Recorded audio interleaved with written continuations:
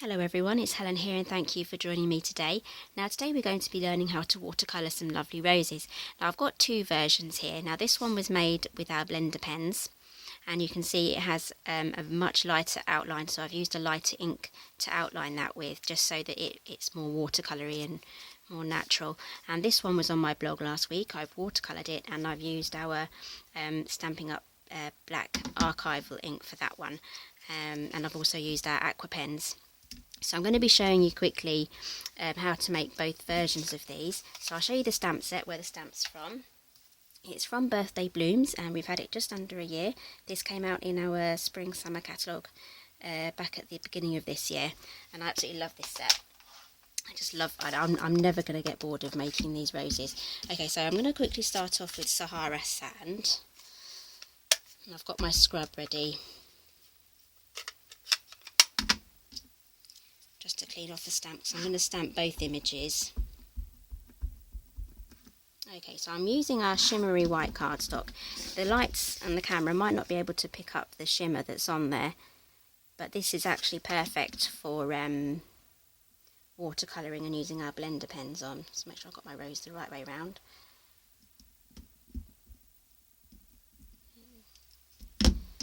That's in Sahara Sand. I'm just going to quickly clean off this stamp.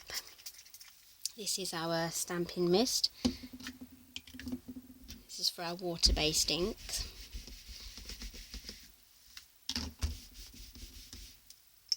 Okay, and on the other side I'm just going to use our archival black.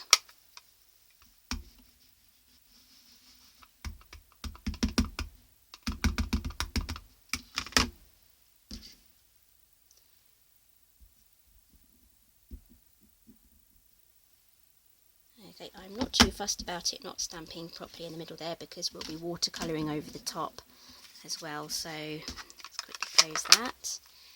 I'm just going to use our Stays On cleaner. You can use this on your red rubber stamps. And because this is archival, it has similar qualities to the actual Stays On ink. So I'm just going to let that just sink in for a bit, and you can already see it's starting to take away all the black.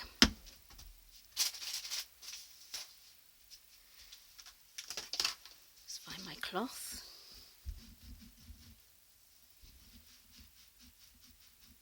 Okay, that's taken away most of it. And now I'm going to use my scrub. There we go, that's cleaned it really nicely. Okay, so all the details of all these products I'm using will be on my blog, and the link will be down below. Okay, so that's our stamping done, and now to get on with our colouring in. Okay, we're going to start off with this black one here. That should have had time to dry off now while I was cleaning my stamps. Now for this one I've used Watermelon Wonder. Okay, so if you don't know how I got the ink here, but you basically just squeeze it very lightly. Well, not too lightly, because you actually want the middle bits to meet, but you don't want to crack your case at the same time. Okay, so here are our aqua painters. Now you get two in a pack, and you get one medium and one large, and I'm going to be using the medium today.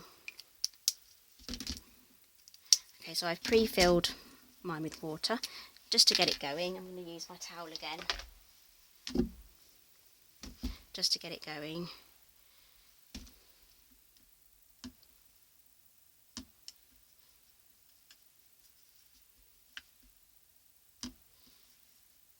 Okay, so all you have to do really is just paint.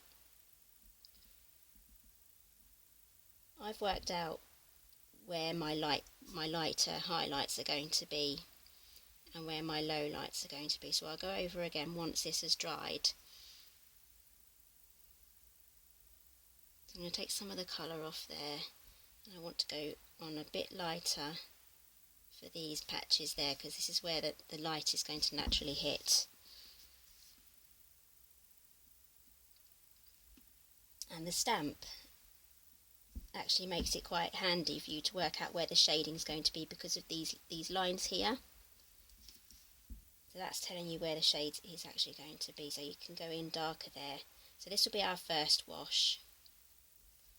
Just colour it in. You can leave white patches as well if you really want to start experimenting with the light and dark patches.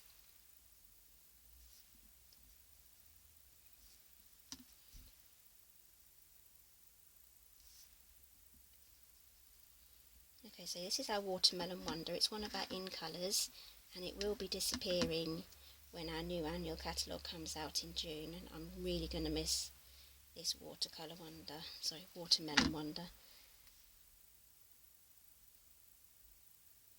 I'm hoping they'll bring out a similar colour.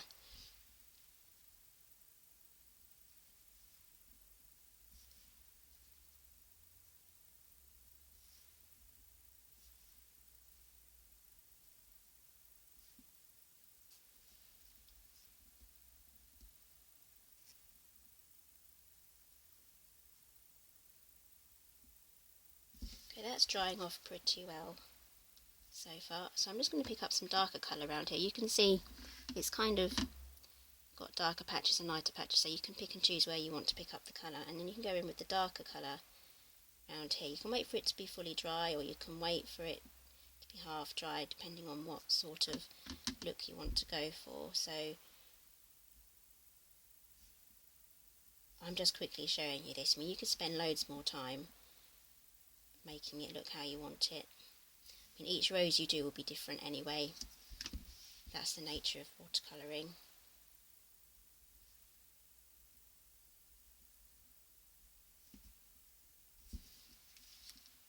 Okay, it's starting to look like the depth is building up now, and you can even go in darker again.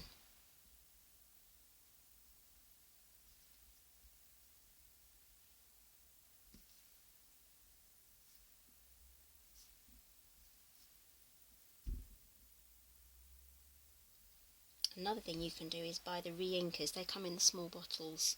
I mean, this is my Versamark re-inker. I mean, you can squeeze.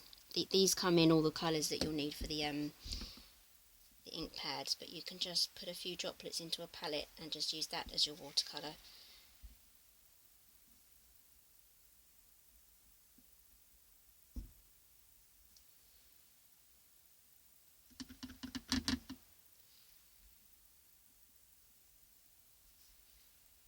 Okay, so that's that rose. It's not built up to that depth just yet, so I'm just going to clean out my brush again. I'm just using an old tea towel here.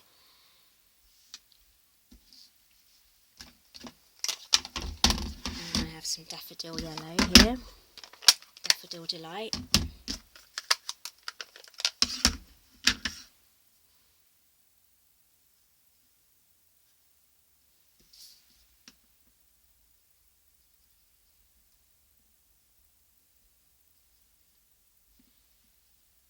Okay, so that's my very quick rose there. Not perfect. This is just a quick demonstration. Okay, so you would do the same on the leaves. So the colours I've used here are Pear Pizzazz and Old Olive to get those colours. And for the lighter version, I'm going to be using our blender pens. Now, I've used these quite a few times in my videos now. Get a set of 3, a double-sided. And I'm going to need a scrap piece of paper.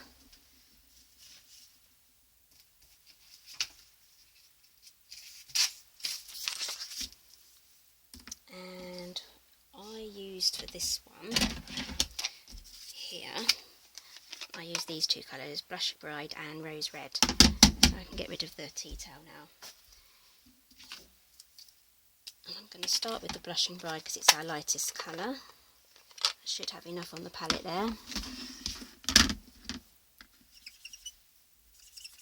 So you just load up your pen like so, and then it's nice to have a little experiment just to get used to the blender pens, because they do work a little bit differently from when you're drawing with a felt tip pen, because as the ink comes off the blender pen it then becomes lighter. So you just need to have a little practice first. So I'm going to start here, I'm going to go in little circles and work my way up, because obviously I want the darker patches to be where this shading is here with the lines, and I'm going to work my way up. So this paper is ideal actually. It gets less, it's not as fluffy, if that makes sense. You know, when you're colouring in with felt tip pens and the paper starts to get wet and the paper starts to go all fluffy, it takes a little longer for it to get to this point with the shimmering white. So it's like using a normal cardstock, but with some of the qualities of a watercolour paper, so it's not as heavy. So I'm just coming out lighter as the ink comes off the pen. This is absolutely perfect for building up your colour, and you've definitely got more control over this than with the watercolours.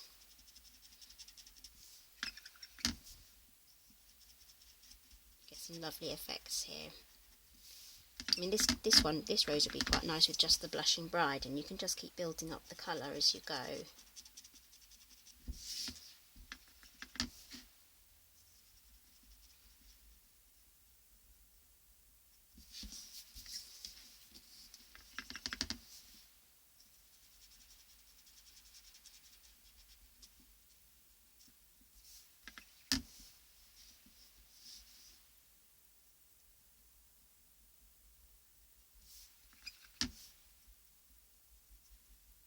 Just making it a bit darker now.